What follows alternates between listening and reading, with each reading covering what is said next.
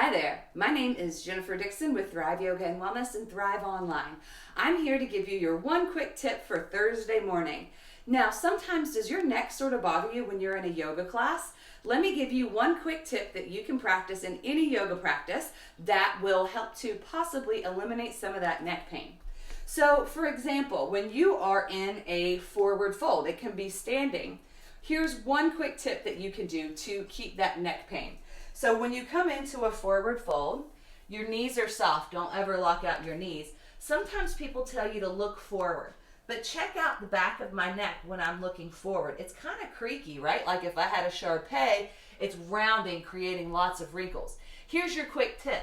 Slightly tuck the chin and create length in the back of the neck. This creates space for your neck, all of those different vertebrae in your neck, and it will help to relieve some congestion that would otherwise be there when you're trying to look forward. So the one tip is to just keep the chin slightly tucked. We're not talking like locking it off to where you can't breathe, just a slight tuck. You can do that same thing in a seated forward fold, like Paschimottanasana.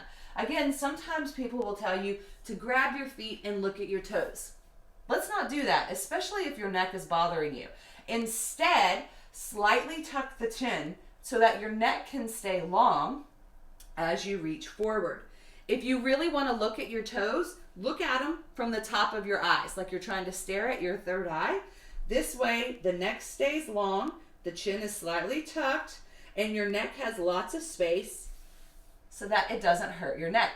Go ahead, give it a try, and let me know what you think. Does it help to relieve any congestion that you might feel in your forward folds when you slightly tuck the chin to help to relax the back of the neck?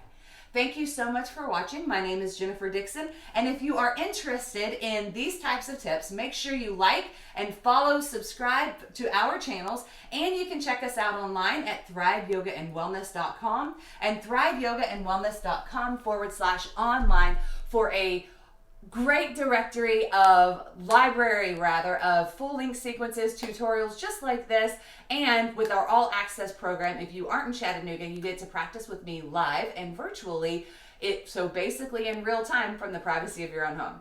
Thank you again for watching. I can't wait to see you soon. Take care. Bye-bye.